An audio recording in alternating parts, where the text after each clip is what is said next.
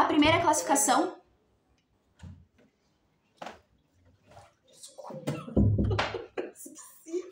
Por meio da análise do espectro das estrelas, a gente consegue descobrir de quais elementos elas são compostas.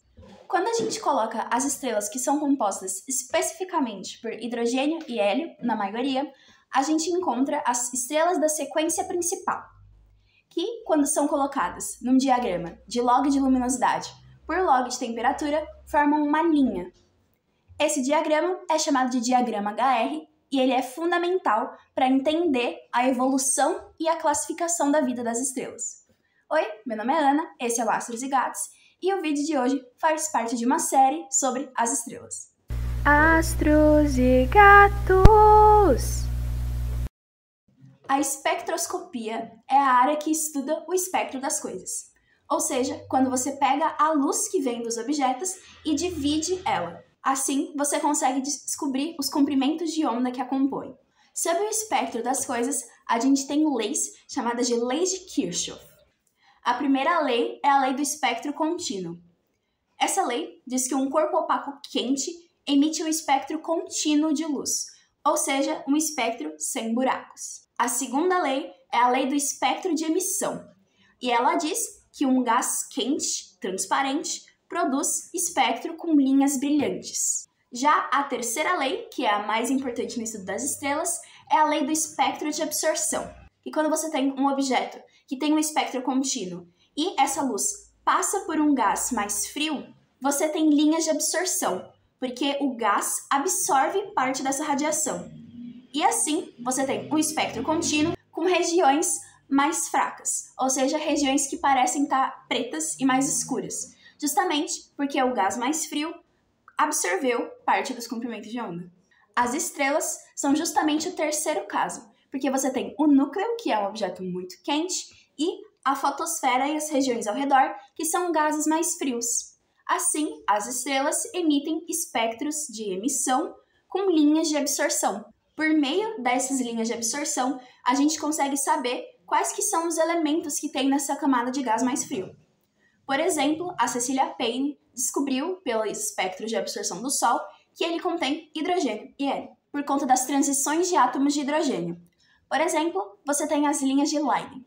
Por meio desses espectros, a gente consegue também saber a cor das estrelas. Assim, foi criada a classificação espectral de Harvard, que é a classificação por letras, e ela tem a ver com a cor das estrelas, e, portanto, com a temperatura dela, por causa da lei de Wien. A primeira classificação são as estrelas de tipo O, que são estrelas azuis e com temperatura superficial de mais ou menos 20 a 30 mil kelvins. O segundo tipo são as estrelas B, que são estrelas branco-azuladas, que têm uma temperatura de superfície de mais ou menos 15 mil kelvins. As terceiras são as A, que são as estrelas brancas, com mais ou menos 9 mil kelvins. Depois tem as estrelas F, que são estrelas branco-amareladas, com mais ou menos 7 mil kelvins. E uma parte interessante é que essas estrelas são compostas e têm linhas de absorção, portanto, de metais. As estrelas G, que são estrelas amarelas, com mais ou menos 5.500 kelvins, e que são importantes porque são um tipo do Sol, ou seja, o Sol é uma estrela G. As estrelas K, que são estrelas alaranjadas, que tem mais ou menos 4.000 kelvins. As estrelas M, que são as estrelas vermelhas, com mais ou menos 3.000 kelvins. Por fim, você tem ainda as estrelas L, T e C, e antigamente você tinha ainda R e N, mas essas três últimas não são muito usadas. E, como você pode perceber, nesse O, B, A, F, G, K, M, você tem uma escala decrescente de temperatura. E, quando você decresce a temperatura, você acaba aumentando o comprimento de onda. Por exemplo, as estrelas O são azuis, ou seja, são as que têm o menor comprimento de onda, e são as que têm maior temperatura, o que mostra justamente o efeito da lei de Wien.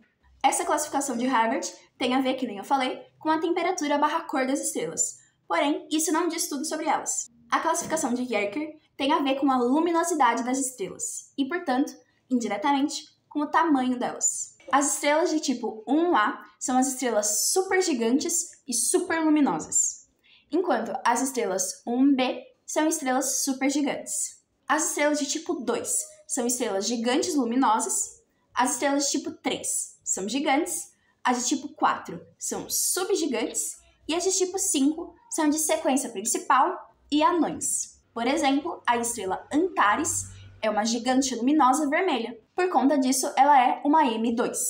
Com toda essa classificação por meio de cor e luminosidade, a gente pode voltar no assunto da introdução, que é o diagrama HR. O diagrama HR é um diagrama que tem o log da luminosidade no eixo Y e o log da temperatura no eixo X, porém, a temperatura tem o seu eixo virado.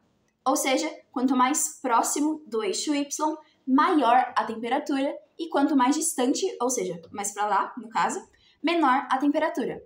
Ou seja, no diagrama HR, você tem nesse eixo aqui, justamente O, B, A, F, G, K, M. Como eu falei na introdução, o diagrama HR tem várias regiões. A principal delas, que tem a maior parte das estrelas, é chamada de sequência principal, que é quando as estrelas estão queimando hidrogênio em hélio. As principais regiões são, então, a sequência principal, as gigantes, as supergigantes e as anões brancas. De maneira similar com as estrelas da sequência principal, você pode fazer outro gráfico com o logaritmo da luminosidade, só que agora com o log da massa. E você vai perceber que vai ter outra linha. Essa linha mostra justamente a relação massa-luminosidade, que pode ser dada por essa expressão aqui embaixo. Justamente porque o diagrama HR é uma das maiores coisas da astronomia e uma das partes mais importantes para se classificar uma estrela, é interessante saber por quanto tempo ela permanece em cada área do diagrama HR. Assim, a gente pode estimar o tempo de uma estrela na sequência principal. Usando a equação famosa do Einstein, que a energia é igual a massa vezes a velocidade da luz ao quadrado, a gente sabe que a energia é a potência vezes o tempo. Então, no caso de uma estrela, a energia é a luminosidade vezes o tempo, que é igual, então, a massa usada para fusão vezes a velocidade da luz ao quadrado. De toda a massa da estrela, a que está no núcleo corresponde a 10% dela. E, a cada fusão, só 0,7% da massa é realmente transformada em energia. Portanto, você sabe que a luminosidade da estrela vezes o tempo de vida dela na sequência principal é igual a 0,7% de 10% da massa da estrela vezes c ao quadrado. Quanto maior a massa da estrela, e por conta da relação massa-luminosidade, quanto maior a luminosidade da estrela, menor é o tempo de vida dela na sequência principal. Porque ela queima os seus elementos, ou seja, ela queima o hidrogênio muito mais rápido. Essa escala de tempo é chamada de tempo nuclear. O tempo nuclear é o tempo relacionado às reações termonucleares, ou seja, de hidrogênio em hélio, e posteriormente em outros elementos, então de hidrogênio para hélio, de hélio para carbono, de carbono para oxigênio, de oxigênio blá, blá, blá, blá, até o ferro. Então, o tempo nuclear nos diz a escala de tempo que a estrela fica na sequência principal. Já o tempo térmico tem a ver com a energia fornecida pela força gravitacional.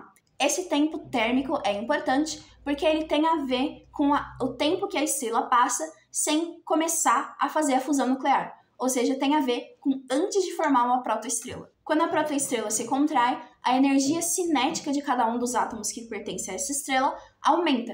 Portanto, a temperatura aumenta. Assim, a gente tem que a energia total é a energia gravitacional, mais a energia cinética, que nesse caso a gente vai chamar de energia térmica, e, por conta do teorema do virial, a energia gravitacional mais a energia térmica é metade da energia gravitacional. Assim, a gente pode chegar nessa expressão aqui para o tempo térmico e numa relação mais importante ainda. Da energia causada pela contração da estrela, metade é usada para aumentar a sua temperatura e a outra metade tem a ver com a luminosidade que ela transmite para o meio ao redor dela. Ou seja, tempo térmico tem a ver com o tempo que a contração gravitacional consegue sustentar a luminosidade da estrela no tempo antes dela conseguir fazer fusão nuclear. Já o tempo dinâmico, de uma maneira meio simples e tosca, é o tempo de queda livre. Ou seja, se você jogar uma partícula no raio da estrela, quanto tempo ela leva para chegar no meio. E é dado por essa expressão aqui. Com essas escalas de tempo e o diagrama HR, a gente pode, então, estudar a evolução estelar. Muitas vezes, a evolução estelar é dada por esse diagrama aqui, e com ele você pode perceber que o principal fator para a evolução estelar é a massa da estrela. A formação de uma estrela se dá quando você tem uma nuvem interestelar em contração, ela se contrai e forma uma protoestrela. Esse colapso gravitacional das nuvens interestelares, gerando, que nem eu falei, a protoestrela no centro, tem um critério limitante chamado o critério de Jeans. Usando o teorema do virial, a gente sabe que quando você tem duas vezes a energia cinética, sendo maior do que o módulo da energia potencial gravitacional, a nuvem se expande. E quando você tem duas vezes a energia cinética, sendo menor do que o módulo do potencial gravitacional, que a estrela colapsa. E esse é o caso justamente que forma a protoestrela. E a gente está muito interessado no limite. Sendo a energia cinética dada por essa expressão e a energia potencial dada por essa outra expressão aqui, a gente tem a massa de Jans, que é a massa limitante para o colapso, e o raio de Jans, que é, dada uma densidade, o raio limitante do colapso. A contração da protoestrela só para quando ela atinge o estado de plasma. Assim, antes de entrar no famoso equilíbrio hidrostático da estrela, ela faz o chamado caminho de Hayashi no diagrama HR, numa escala de tempo do tempo térmico. Só depois ela entra na sequência principal. Que nem eu falei antes, a escala de tempo da sequência principal é a escala de tempo do tempo nuclear, em que a massa tem um limite inferior e superior. O limite superior é o limite do colapso gravitacional da estrela e o limite inferior é quando ela não tem massa o suficiente para ter a pressão para conseguir gerar a fusão nuclear. Essa, reiterando, na sequência principal é a fase que você tem o hidrogênio se transformando em hélio. E nesse formato desse diagrama aqui.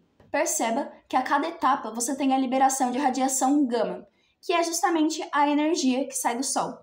Portanto, apesar de às vezes eu falar queima por abuso de linguagem, não existe realmente combustão no Sol. O que acontece são as reações termonucleares que geram radiação gama, que é energia. Quando acaba o hidrogênio no núcleo, é justamente quando acaba a sequência principal. Como fim da sequência principal, a gente pode dividir o que está acontecendo na estrela em dois pedaços.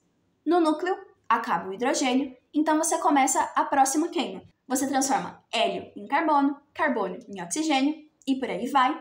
E nas camadas mais externas, você começa a fusionar hidrogênio. Por conta dessa fusão de hidrogênio nas camadas externas, você tem uma pressão maior e assim a estrela aumenta de tamanho, entrando no segundo estágio da evolução estelar, que é a gigante vermelha, justamente porque ela é fria. Como eu falei no começo dessa parte, a massa é um dos principais fatores para o futuro da estrela. Então aqui a gente vai precisar começar a dividir no que acontece. Quando a estrela tem massa menor do que 2,3 a massa do Sol, ou seja, esse destino que eu vou falar agora acontece com o Sol também, ela queima no núcleo, que eu falei, outros elementos além do hidrogênio. Só que ela tem uma massa muito pequena e ela não consegue queimar além do carbono, se não me engano. Então, ela forma no núcleo um gás chamado gás degenerado. Ou seja, no núcleo você tem fusão e aumenta a temperatura, mas você não aumenta o tamanho. Então você aumenta muito, muito, muito a pressão no núcleo, gerando assim uma explosão chamada de flash do hélio. Assim, você tem uma supernova do tipo 1A, gerando, assim, uma nebulosa planetária que tem como meio uma anã branca. Essa anã branca é um resto de estrela que vai queimando o resto dos elementos até ela colapsar de vez. Quando a massa é maior do que 2,3, porém menor do que 8 massas solares, você tem um destino parecido, mas o gás no núcleo não degenera. Portanto, a temperatura aumenta e você cria a instabilidade das cefeidas, que eu expliquei nesse vídeo aqui. As cefeidas costumam ter períodos de 1 a 100 dias, e elas pulsam assim porque a estrela com raio menor tem temperatura maior e, portanto, isso causa mais fusão, o que aumenta a pressão e meio que incha a estrela, aumentando o seu raio. Quando ela aumenta o seu raio, diminui a temperatura e, assim, tem menos fusão, o que diminui a pressão e faz a estrela diminuir. Assim, a estrela vai mais longe na queima. Mas no futuro, você acaba tendo o mesmo destino das outras estrelas, ou seja, uma nebulosa planetária e dentro uma anã branca. Já se a sua estrela tem mais do que 10 massas do Sol e menos do que 25, ela tem um destino bem diferente. Essas estrelas conseguem ir bem mais longe na queima, indo até a queima do ferro, que é um elemento bem pesado. Assim, quando acaba o combustível, você tem uma pressão altíssima no núcleo da estrela, gerando então uma explosão, que é a conhecidíssima supernova. Essa é a chamada supernova de colapso. Ela gera, como resultado, uma estrela de nêutrons. Isso porque, durante esse colapso com uma pressão altíssima, os prótons e os elétrons se juntam e formam uma estrela cheia de nêutrons. Já se a massa for maior do que 25 massas de Sol, ela tem um destino agora completamente diferente. A estrela passa pela sequência principal muito rápido, porque ela tem uma massa muito grande, e ela se torna uma estrela de Wolf-Rayet, acho que é Rayet, que são estrelas variáveis e envoltas no gás ejetado por elas, porque elas têm uma pressão de radiação muito grande, então elas expelem muito gás. Quando elas colapsam, você tem o surgimento de um buraco negro. Esse buraco negro tem um raio característico chamado raio de Schwarzschild, que é o raio do horizonte de eventos, que é até onde a nossa física consegue explicar. Esse raio é tal que a velocidade de escape é a velocidade da luz. Assim, apesar da gente ainda não ter entrado em mecânica celeste, o raio de Schwarzschild é dado por essa expressão aqui. Sobre isso, é interessante parar para pensar que, por exemplo, quando eu descobri que o Sol iria se tornar uma supergigante e engolir a Terra, e que eu era pequena, eu pensava tipo, nossa, meu Deus do céu, caos, pânico.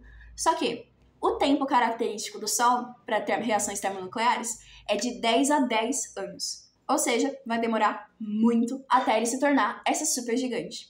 Ainda assim, um dos primeiros registros astronômicos que a gente tem é dos chineses, que eles viram um clarão gigantesco no céu, que hoje em dia a gente sabe que foi uma grande supernova. Então, esse foi o vídeo de hoje. Eu espero que vocês tenham gostado, e é isso.